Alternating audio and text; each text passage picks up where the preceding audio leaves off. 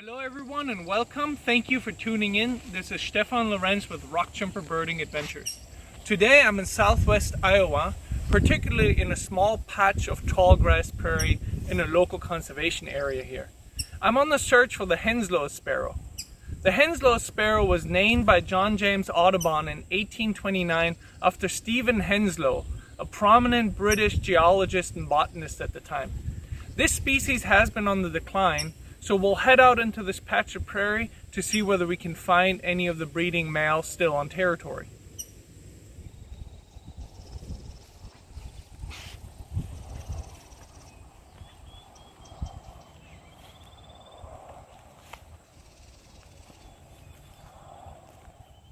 The path that leads to the best patch of grassland skirts this riparian woodland on my left, which is full of other species, of course. There are red-headed woodpeckers, which are more common here than anywhere else that I've seen them, northern cardinals, brown thrashers, gray catbirds, black-capped chickadees, white-breasted nuthatch, and indigo buntings, plus many more, of course. So as we make our way into the tall grass prairie, we'll probably be stopped by many other species, and we'll take a quick look.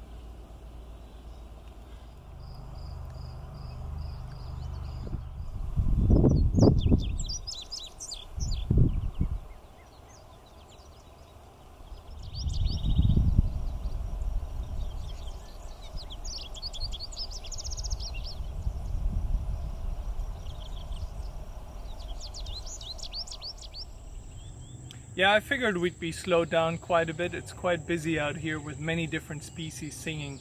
Although it is mid-July, many species are starting a second nesting cycle, so they're in full song right now. In addition to the birds out here, there's plenty of other wildlife, of course, particularly along this edge habitat where this riparian forest meets the prairie. There are white-tailed deer, many medium-sized mammals, and of course plenty of dragonflies and butterflies. So we'll go a little bit further and see what else we can find. I just heard a northern bobwhite calling. They actually spend most of their time on the ground, but when they're calling, they can be up in a tree, sitting on a concealed perch. So we're going to try to sneak up to it and hopefully can get a look.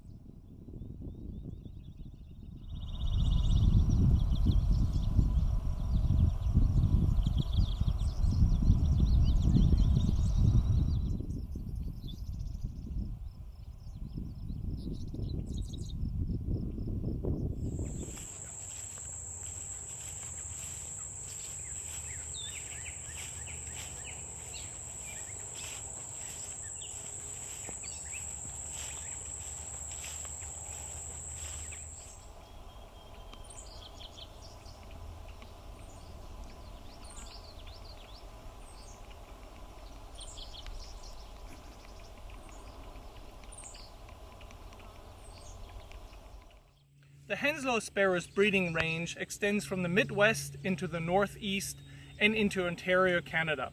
It has declined mostly in its eastern part of the range and expanded a bit in the southwestern part of its range. But overall, in the past several decades, the species has declined, but seems to be stabilizing now. Conservation reserve programs where farmers set aside land for wildlife seem to be helping the species. During the winter, they migrate to the southeastern United States, where they mostly winter in longleaf pine savannas, weedy fields, and overgrown pastures. I had the great fortune that during my master's thesis in northeast Texas, I was able to discover a sizable wintering population, wintering in post-oak savanna type habitat, which was quite interesting and really fun to work with. Now I'm lucky enough to be here in the nesting range, and hopefully we can still find some singing males on their territories. It is a very small sparrow, large-headed with a large bill and a short spiky tail, while Henslow sparrows seem to prefer damp, overgrown places, and they do prefer a deep litter and standing dead vegetation. This right here is just a little bit too dense for them, and you can see it hasn't been disturbed for quite a while. In this habitat, it's more common to find dick thistle, sedge wrens, common yellow throats, and even some areas that are more dominated by grasses, you can find bobolink if you're lucky. So this is actually not the proper habitat for the Henslow sparrow, because it's just a bit too overgrown, too many non-native grasses in here, and too dense of a litter on the ground.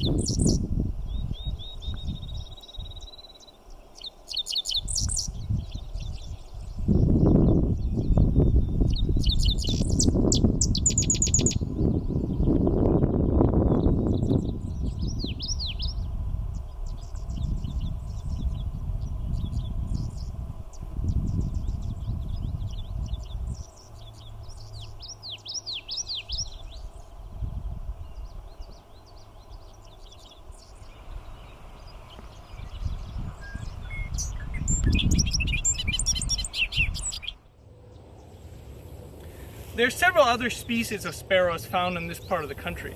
In the agricultural areas, you can find vesper sparrows and lark sparrows.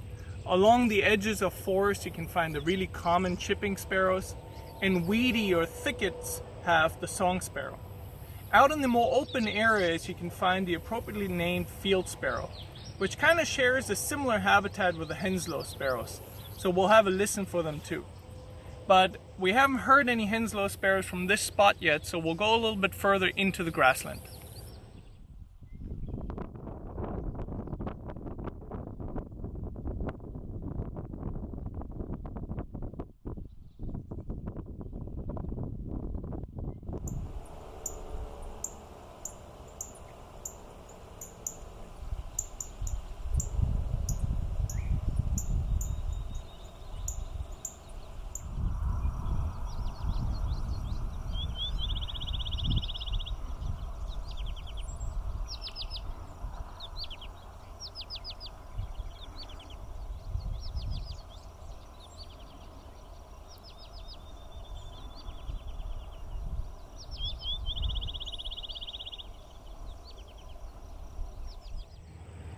Dick thistles are really common in these types of grasslands, and as we listen for these Henslow sparrows, we have to be cautious because the final notes of a typical dick thistle call can sound awfully similar to a Henslow sparrow.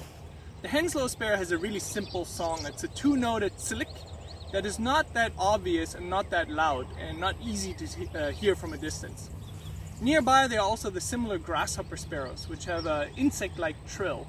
But it's a very different species. It does share the same sort of large-headed look and large bill, but it lacks the streaking on the breast. It doesn't have any olive green tones on the head, and it's also lighter colored overall. And they do seem to prefer shorter vegetation compared to the Henslow sparrows.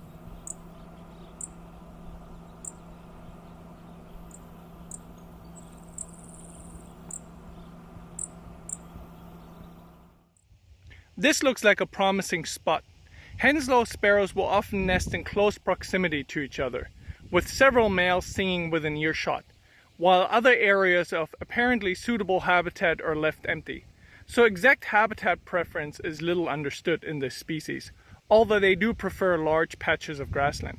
This right here is a small patch of suitable habitat, and hopefully it will attract some birds. Birds may not return year after year, although in some of the best habitat patches they appear to do so.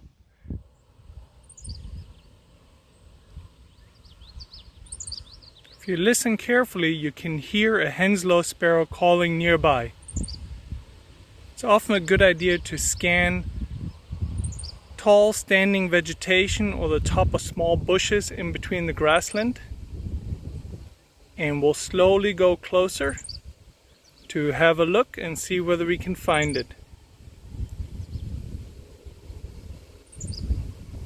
A very simple song, two-noted silik.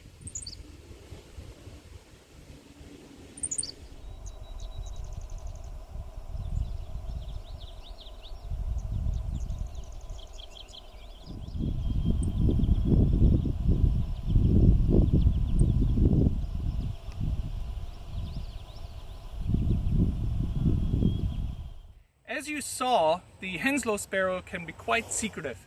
It actually prefers to run mouse-like through the dense matted vegetation versus flying. When they do flush, they usually have a sort of teetering short flight before dropping back into cover. But with patience, and if we give it some time, some of the males will come up onto open perches and sing right out in the open. And once they sing and approaching slowly, it is often possible to get really close and beautiful views of this intricately marked sparrow. When the males are singing, they lose their shy nature that they show the other times of the year, and they sit up on an exposed perch, giving their simple two-noted silik song.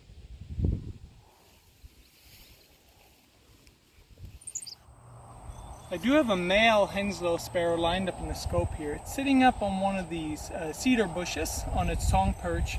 And like I said before, once they're sitting up singing, they're actually quite approachable and tame. So I'm going to go forward real slowly and see whether I get some photos and some video footage.